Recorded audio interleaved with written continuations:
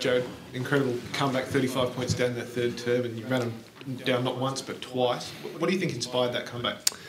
We're chasing sustainability and growth in our game, and when you, as a team or as an individual, you know what that looks like through affirmation that we've been presenting to the players.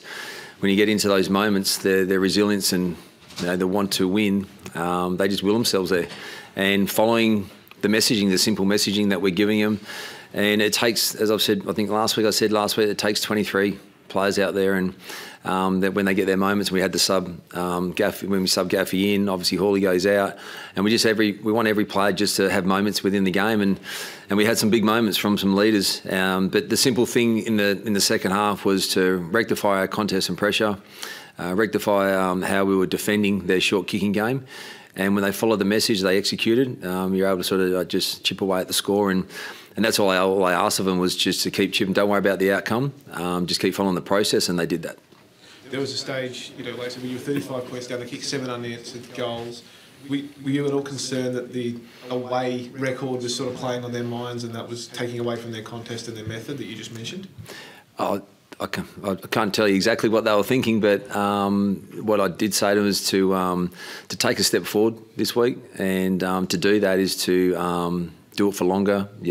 Be consistent with our effort, and I think when you, I suppose, are exposed to that sort of feeling of what it is to chase, the win, and we did that last week, and I was on the back of the Freo game as well. Their desire to get it done is unquestionable. So I was, as much as they kicked some easy goals, I feel like our messaging was consistent.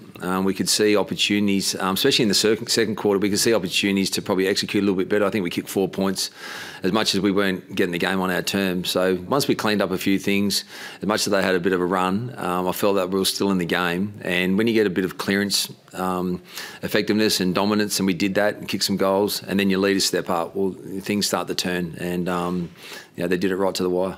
Oscar Allen in that second half, he couldn't get near it really in the first half. Probably a bit of the midfield dominance on their part and a few poor entries, but in that second half he just sort of willed himself into the contest. Yeah, he was thereabouts even in the first half, which probably went connecting and executing as well. And a couple of his contests, he probably sat off a little bit, and true to being a pro and the captain of our footy club, he really stepped up and he got his rewards. The way he competed, along with the other players up front, was exceptional. I think Duggan kicked the match winner last week, Allen kicks the match winner this week, your two co-captains leading from the front. It just justifies the choice, I suppose, doesn't it, really? Yeah, well, leaders always step up in the big moments, and and that's, obviously we talk about those two individuals, but had leaders across the ground. McGovern behind the ball was exceptional. Guys like Duggan through the midfield, as we just mentioned, but Jack Darling, Jake Waterman, the list goes on in terms of our leaders having big moments. And that's what we found last week as well, when the game was in the balance, that our leaders really stepped up in those critical moments, and our young fellas were able to express themselves, and they get belief and confidence on the back of that.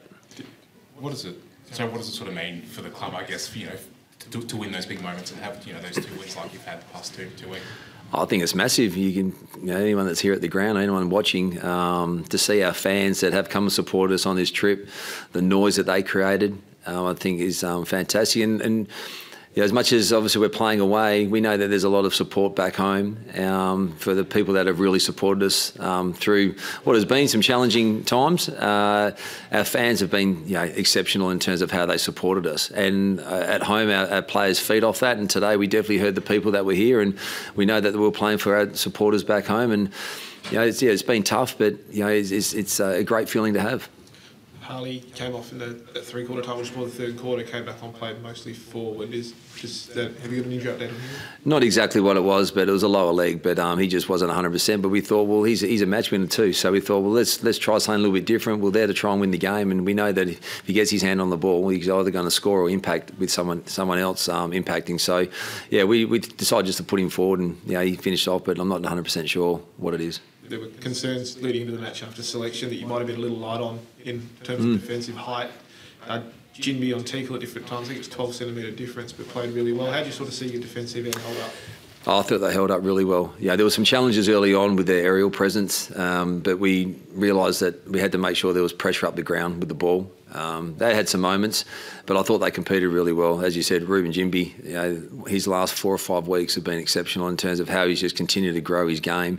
And yeah, we've shown that his vertical jump and his ability to compete in the contest has been a real standout. And even today, when he gets the opportunity to run off half back, he just breaks a line for us. So he was doing it both, but yeah, he competed really well.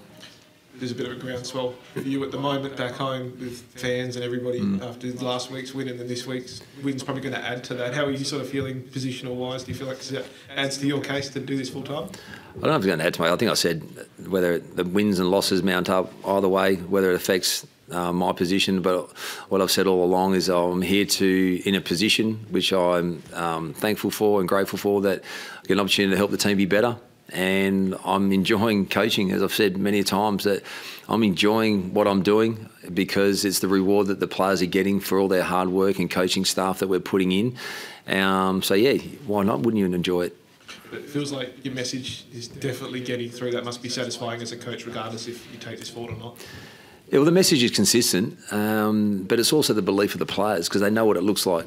They're the guys that go out there and perform, and when you have belief and you have evidence to support that, they're the players that are going to work. We are just trying to make our message consistent to the players and keep reinforcing what it looks like to be at our best. And how are you in the coach's box at the end there? It all happened sort of pretty quickly. Yeah. Dare say the heart was racing a little bit, but you live for those moments. I would say not to be too close all the time, but that's why you coach. That's why you enjoy it. We strategise over those periods in the game, momentum. We talked about it even in our sort of last meeting, our captain's run meeting yesterday, about if we get caught in these moments of whether we have to defend the lead or try and win the game, and they executed. And that's the growth of the players that that listening to the consistent message, know that we're going. And it's also instilling a bit of belief that we're going to be in these moments. And so it was heart wrenching at the end, but had full faith in the players out there to execute and the messaging going out. And you may have answered this a million times, but did you feel like you'd suit this head coach caper? Is it something you'd like to do? Well, as I said, I'm enjoying it. And I've had an opportunity to do it over the last 4 or 5 weeks, in this position, and I've got another couple of weeks to really enjoy it, and we'll see where it goes from there. Campbell Chesso pulled out the waffle today with groin soreness. Do you have any sort of time frame on when you might see him again? Not exactly time frame, but he was a little bit sore, and Campbell's the future of the footy club, and we don't want to take any risks.